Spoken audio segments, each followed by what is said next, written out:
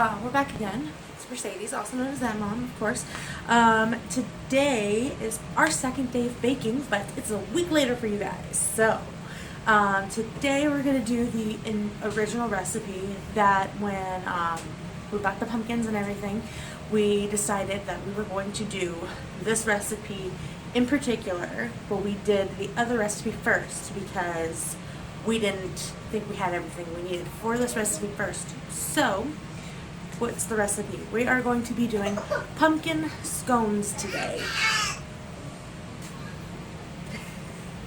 We're going to be doing pumpkin scones today. So it's a pumpkin scone with a maple glaze, which I actually haven't checked and see if we have any maple syrup, so the glaze might be optional. So without further ado, we're going to go ahead and get started.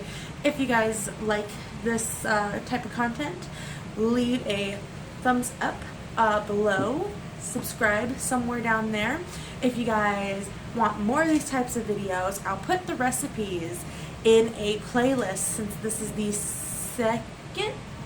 third recipe I think on this channel, because let's see, we have the lactation cookies and we have the pumpkin bread and now pumpkin scones. So I'll put recipes in a playlist and I'll put them somewhere up there so you can see the other two recipes.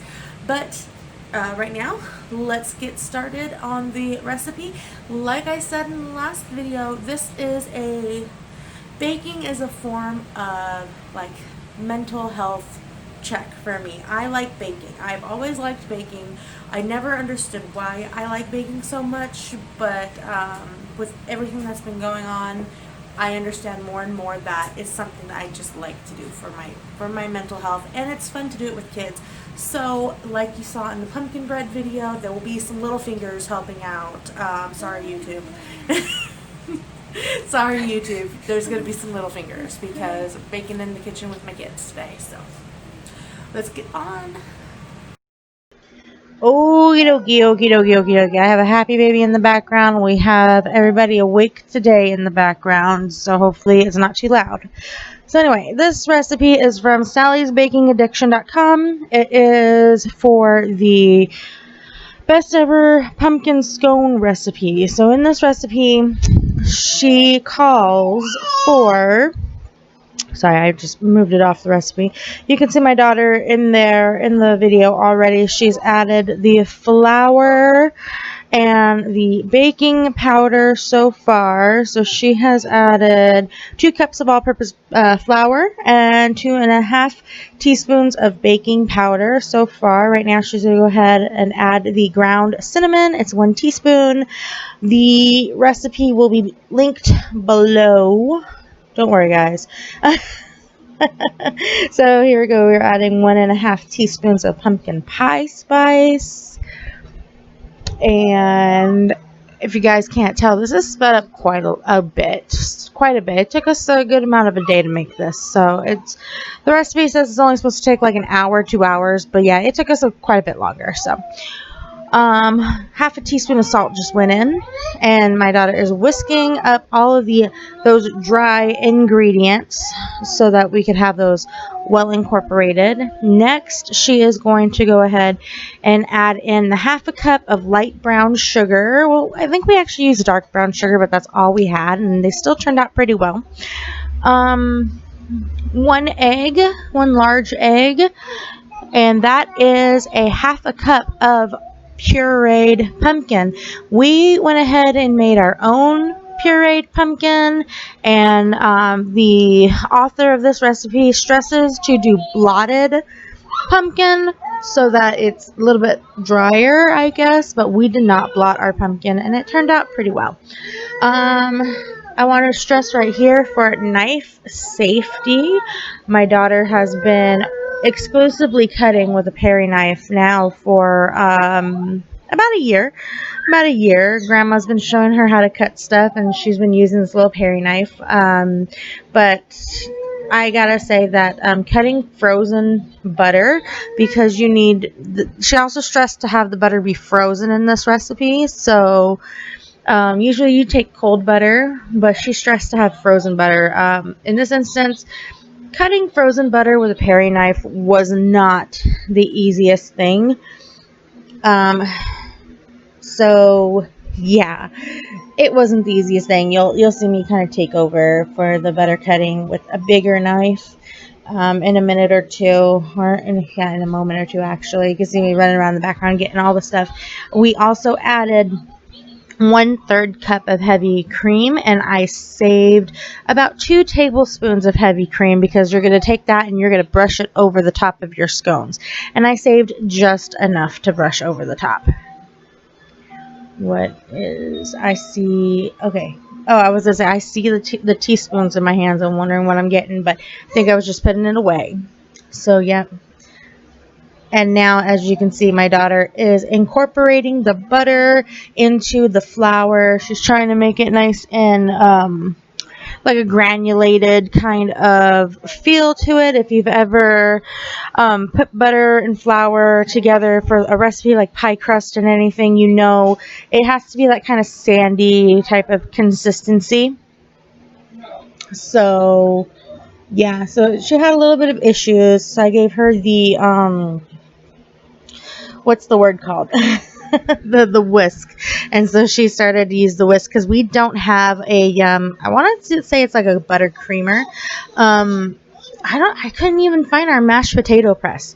So like our ricer for the mashed potatoes. So we first tried with a fork, and then I gave her the whisk. So yeah, it didn't quite work out great for us, but we did incorporate it all together how we needed to. Um, so yeah, it was a fun recipe to make.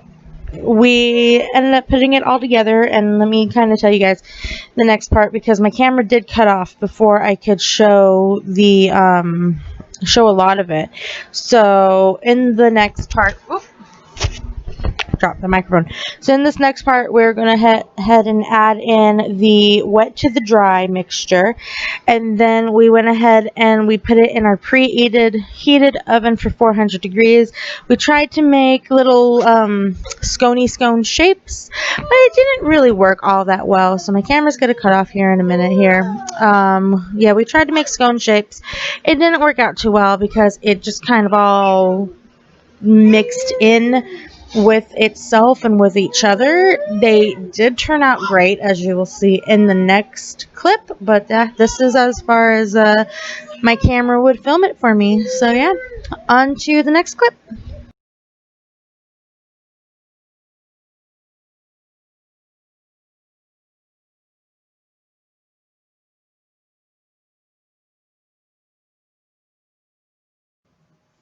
Okay, we're back. We're back. It's been a while. It's been a good couple hours since I last um, showed you guys anything about the progress of making these scones today. So here they are. They ran into each other on the tray. So my camera my camera cut off. So what you didn't see was us forming it into the dough into an 8-inch round. Neither of our hands had enough flour on it. It really was. Neither of our hands had enough flour on it. It was a mess all over the place. I had to clean the board off and everything. Okay. She wants it. She wants this scone really bad. So I'm just going to move. She's like, give me this scone.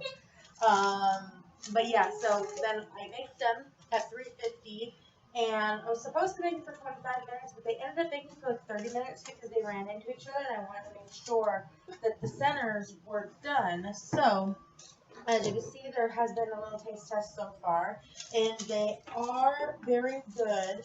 There is no glaze on them right now, so this is what kind of the cross section part looks like, and they are nice and moist and fluffy and taste test on my camera. Because, that was my cabinet down there. But yeah, anyway, they're good. So right now, we're not gonna glaze them. We're probably gonna make it glaze and do like half the pan. But they are just so good. to do without the glaze right now. So that was my question to like my family members. I'm gonna hand that off to somebody off camera, but that was my question to my family members was glazed or not glazed. That is the question because they just are so good. You can taste the spice and everything. And we did forget. We did not beat work. Blah blah blah. We did forget to put vanilla extract in it because we had no vanilla extract.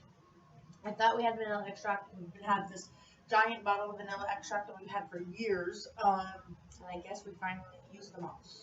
So, yeah, anyway, there's no vanilla extract in here, and it still is very delicious. Everybody likes them so far. Let's try them. So, yeah, so this recipe has been a good thumbs up. Yeah. Let me eat more. So, I don't know where to put this little piece. But anyway, if you guys like this video, go ahead and give it a thumbs up. Like I said at the beginning of the video, I will put a playlist somewhere of all the recipes that I have done so far on my channel. At this moment, at this moment of time, all the recipes that I have done that are live on this channel, I'll put them up somewhere up there. So if you enjoyed this video, please give it a thumbs up. Please subscribe, and we'll see you guys in the next video. And by the time you see this one, I think we'll be very close to the holidays, so happy holidays.